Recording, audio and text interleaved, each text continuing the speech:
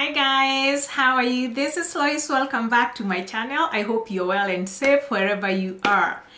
Today I want us to talk about a very important subject, facing deportation in Canada, because right now it feels like almost everybody is getting deported, especially people who are coming on a visitor visa.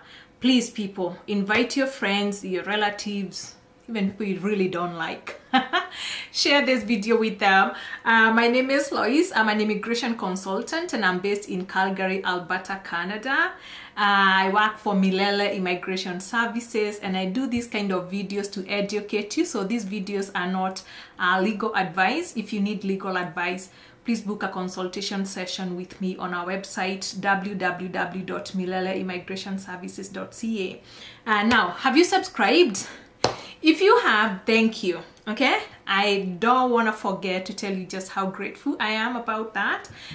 If you haven't, please do subscribe, like and share, and put that notification button just so that you don't miss out on our next video. Now, serious talk. Okay, let's talk seriously. And I'm talking to you, I'm talking to someone you know, and you, I see you. Okay, now, what is deportation or removal? Or someone, whatever is happening right now, these things don't happen to people who don't have visas. No, deportation happens to after you have gone through everything. You have held your visa like this, you have hugged it, you have felt accomplished, and you're like, oh my god, I am going to Canada. And yes, you even buy your ticket. At times you get into Canada, at times you don't get into Canada. Okay, and you're told stop right there. Okay, so what I tell people, and maybe what you already know, is that having a Canadian visa is not guarantee to enter Canada. It doesn't guarantee you entry, unfortunately. And maybe that's one of the reasons I tell people, some of these things you gotta hold them dear to your heart. Continue to pray and continue to be very mindful of who you just expose yourself to and brag to. Can you imagine some people, they get visas and they're like, they won't let everybody breathe. Oh my god, I got a Canadian visa, it's time to diss everybody. I'm going to Canada, I'm doing a party, I don't know what's happening. Come on, honey. Hey, and then you come to a visa officer who doesn't care that you had a go away party and returns you back to sender. Okay, so please, it's okay to have all that flamboyancy and everything. It's okay, it's your right, but I'd say, especially these days when you're coming on these visas that are like that lotto ticket that you just won, please keep it to yourself as much as you can and just open up to very few trusted people. Because if you're returned, oh my goodness, facing people is very hard. Very, very, very hard. I'll give you an example. One day I got onto a flight, a travel agent, and I was coming to Canada. I just wasn't a permanent. I wasn't a Canadian citizen yet. By that time, I was a permanent resident. And someone booked my flight to go through Amsterdam and then France, and I didn't have a Schengen visa. And at that time I was naive, I didn't even understand. So you know what, I get to KLM and I've checked in everything, my baggage, my luggage is checked in and all that, and just at boarding like this, they're like, oh, you know what, ma'am, stop, unfortunately you can't board this flight because you don't have a Schengen visa. Oh my goodness, that was in Nairobi. Let me tell you, hey, it's midnight. That is the KLM flight that leaves at 11:59, and I'm there, I'm stranded, and I've been told bye-bye. So good thing is I still had my PR, and my employer at that time was paying for my flight, and I just called my employer and said, hey, please get the travel agent to get me on the next flight. So I was able to get on the next flight. But remember, I had already said goodbye to my mom and everybody, and then in the morning they are waking up and seeing me like, huh? I thought you left. I didn't even know how to explain that I was deplaned. Okay, and when that happened, like I had to wait for my luggage for 3 hours. Actually, I didn't even get my luggage that night. I had to get it the next day, and I was flying that night, and the chaos around that, it was raining in Nairobi. Anyway, I'm just telling you, I just know a slight bit of being deplaned. Now imagine doing all that and then you're deported and you have no chance of coming to Canada. It's not a fun sight. No, it wasn't a good feeling for me. I had to call everybody and say, hey, I know you dropped me. I don't know whether you're home already. Please come back for me because I am coming home. And I couldn't even explain. I was like, long story. Okay. So now let's talk about serious business. I said, you get a visa because you are eligible.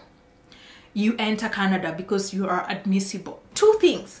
You must always be eligible and admissible. If you're not admissible, unfortunately, it doesn't matter whether you have that visa, you will go home. Okay? So these are things. The good thing with deportation, 99% you can prevent a deportation. 99%. If you have proper planning and you have better planning than I had that time. Okay? So these days, what's happening? The newest mode of deportation is whereby they are deplaning you or even just refusing boarding. I'm getting almost every day, like for the last 1 month, I'm having a case of someone who was removed out of an aircraft, whether it's in Dubai, Ethiopia, Nairobi. So, and others are just being denied boarding completely. Like CBSA has sent a list to these airlines, they have flagged, and now airline guys are there. They have the audacity and the power to ask you so many questions about the application that you did, and if there's any slight inconsistency, my friend, you're not boarding. Okay, what can you do in that case? Unfortunately, there isn't really much that you can do. You just have to make sure before you go to board that flight, you know everything about the application that that agent did for you. And you know what, I did a video on this, so I'm not gonna dwell on that. Okay, I did a previous video. We are going to tag that video in the description part of this video. I'm not gonna go there. Now, which is the other one? Now they let you board, okay? And you come to Canada and you go through all the checks and you fill in your details, and a visa officer calls you and they question you in the exam room. Maybe you go to secondary and there's inconsistencies again because they have to ask you questions. Now, they are the ones who will let you enter. And there's so many inconsistencies, or you are inadmissible for one reason or another. You could be a danger to the public. You could be a flight risk. You could be all those reasons, criminality, name them. Okay, even you don't have money. You know, the other day someone came to Calgary airport the other day and they were asked, how much money do you have? They said $100. That's how they went back to Nigeria. Yes. Okay, because seriously, you have $100 and you're coming on tourism. I don't even have words. Okay, so I tell you guys, bring money. Otherwise, you tell them you're here on tourism, you have $100. $100 can't even pay for Motel 69 for one night. So they're gonna return you back home before you come and cause the homeless menace in Canada. Okay, so make sure that you can go through that port of entry. And you know what, if you ever need me to walk you through the port of entry, always book a consultation. I'm happy to walk you through the port of entry, possible questions, how to answer them, and how to carry yourself through port of entry. Very, very, very important. These days, a lot of people are not passing through that port of entry. So in that case, if they deem you inadmissible, they're going to write you the form that we call the A44, and you are going to be on the next flight. If there is a flight, they can keep you, they can get you, they can even keep you overnight or keep you until they get a flight. Okay, what would happen if they still want to deport you? Okay, but there is no flight. At times they can let you enter Canada, or they can take you to detention. At this point, whereby now they are getting you on a flight, unfortunately, what can you do? Unfortunately, also, there isn't really much that you can do. You are stressed. You are facing deportation. They have processed everything and they've made you sign everything, and you're going home. Unless you have legal waiting for you there, like legal assistance waiting for you there, very few chances that they will even let you talk to a lawyer or a consultant like me who can let you, who can advocate for you, at least for you to get through. Okay, so most of the time you just have to go home. Okay, but if you come prepared, like if you're my client and you call me at that point, please, you gotta be my client before you get here, and you call me at that time, because of course I also have other things, like I'm in a meeting, I'm in a hearing, I'm in this, I'm in the other. So my clients, I always know when they are coming. That way I can always put time aside just in case there's anything that they need at the port of entry, and I can guide them through. Okay, they can always call me. They can say, yes, I have legal counsel in Canada, and at times they're allowed to call me if they need to. Most of the time they don't need to call me because I've prepared them on the entry. Okay, so you don't have to use me, but make sure before you come here, please have the right legal counsel, have the right legal advice, so that you know how to walk through that POE like a boss. Okay, so if you have legal at that point and they are deporting you, legal can help you. Okay, if they are available, they can help you. It's not a right. You don't have a right of representation, so that would be like a professional courtesy. A CBSA officer would be extending legal counsel and say, okay, fine, if you're available, you can help them and see whether there's anything, or whether maybe they're just not understanding the process. Okay, next. If they don't want to remove you immediately for one reason or another, okay, they can take you to detention. They can keep you in immigration detention, and when they keep you in immigration detention, what happens? At immigration detention, of course, there is a set procedure that happens at detention. Like there is immigration reviews that happen, maybe the first day, 7 days, every 14 days, if they're still keeping you. Okay, now when you're going through examination, you don't have right to legal counsel.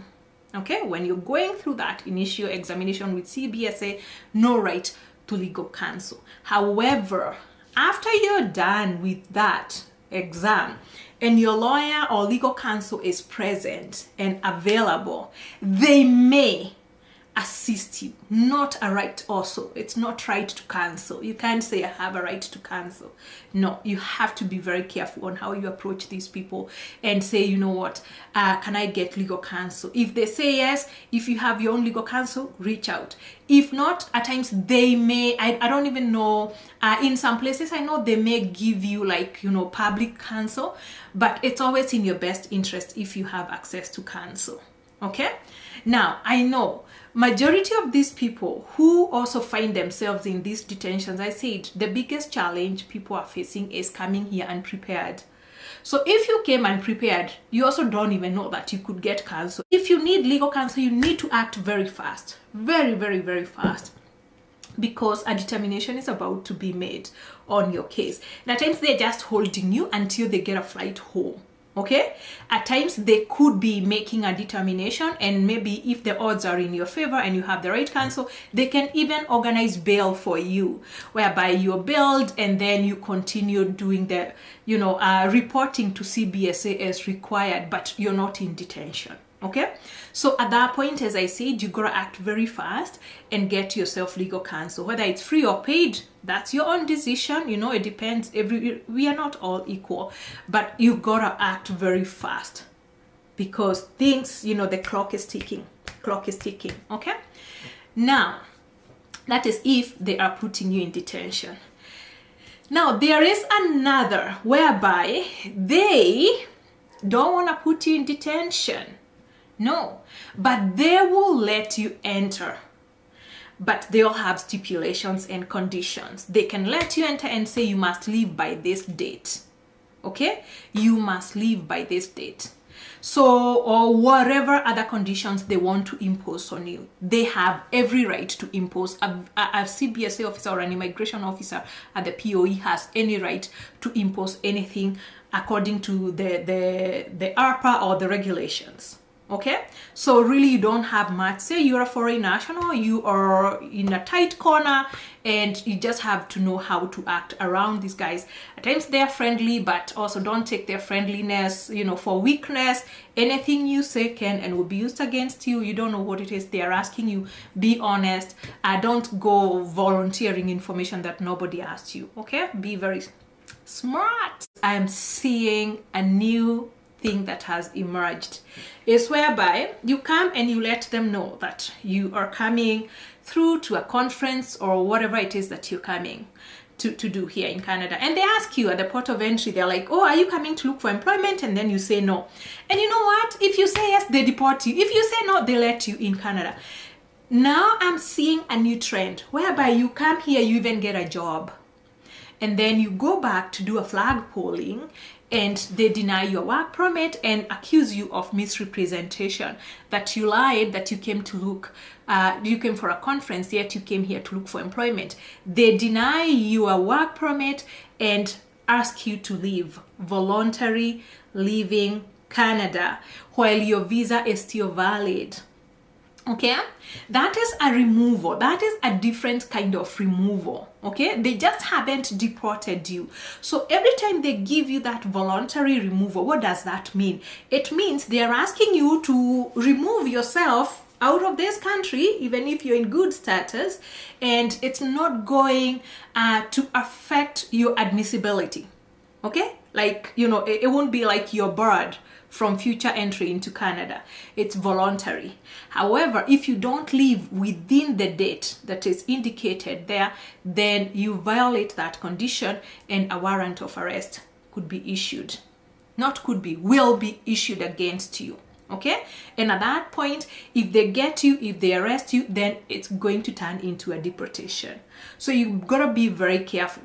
One thing I want to tell you, because I'm seeing people who are entering Canada right now, they haven't made a decision. They're like, oh, I'll go figure it out once I'm in Canada. And they come here at times, they even book consultations, and they're like, yeah, I don't know if I should seek asylum or I should look for employment. I'm like, you know what? If you have legit or whatever asylum grounds, then you should seek asylum. Unless you don't have legit grounds, you're just playing with the system.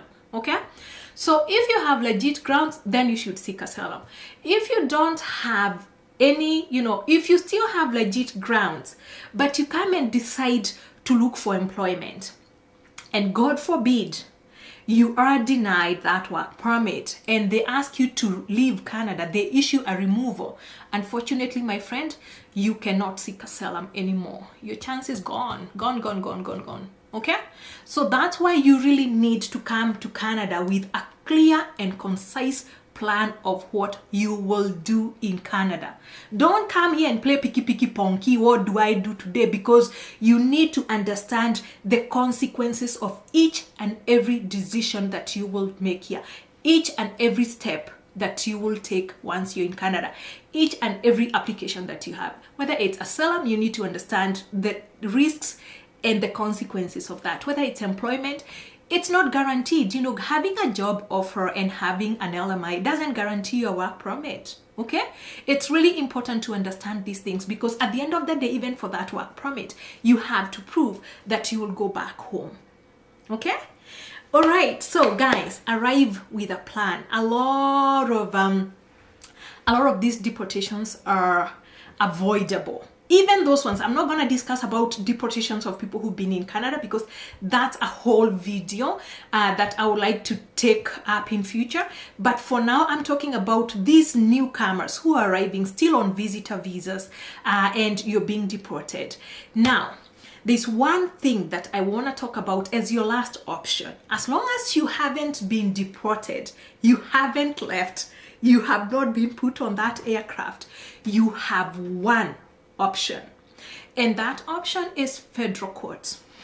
Okay, if you have that removal that is pending, that is keeping you in Canada, it's a removal, but you can always file a JR. That is what we call a judicial review at the federal court. If you need help with that, always book a consultation. We can guide you on how to proceed with that. You can file a judicial review at the federal court to stay your removal. Okay, If your removal is stayed, CBSA is not going to deport you until such a point whereby you have been ordered to leave Canada again, if you lose your case. So if you have a good case, then you stay. Of course, no one is going to guarantee you anything with immigration. No, nobody can ever guarantee you. But there's a good chance, if you have a good case, that if you go to federal court, you're going to be able to stay your removal. You just need to understand, going to federal court is not a cheap affair. Okay, it's gonna cost money, and lawyers here charge anything from 3,500 all the way to 10,000 Canadian dollars to go to federal court. It just depends on where you are. So be prepared that should the worst come to the worst, and you really don't want to leave Canada, because again, you know, you can always go home. But if you don't want to leave Canada, you want to, for whatever reason, because people have many reasons as to why they don't want to go back, maybe their lives are in danger, you can always go to federal court and try and stay and stop your removal. Okay, my friend? So what I want to re-emphasize on, deportations are avoidable 99% if you have a good plan. So plan. Bring money to this country. You know, I keep saying bring money, because let me tell you, if you find yourself in such a jam, you need to be able to book like a consultation. I'd say not necessarily with me, but you need to be able to book yourself a consultation with legal counsel immediately. But the moment now you start haggling for free services, by the time they are available, you know, it's 2, 3, 4 days. Things are moving. Your life is still in the balance. So at least bring some money, people. Or at least know that you have some access to money somewhere. If you are able to fly all this way, please, it's in your best interest. You know, I say a little money can also make a difference between you sleeping on the streets. Okay? Whereby your life could be in more danger. You don't know what it is you're getting out there. And some people have money. The reason I'm talking about this, I'm talking, especially Kenyans. I know people have money, but they do not even want to use it for their best interest to get the right legal advice. And therefore they gamble everything. And before then, it's only later on, then you're like, oh my goodness, I wish I did this. You know, at times I feel bad when I look at people who call me, they are in detention and they're calling and it's frantic and it's urgent, everything. And I understand, it's true, it's urgent. But then when I go back into my emails, I see I had asked you like 3 or 4 times to book a consultation.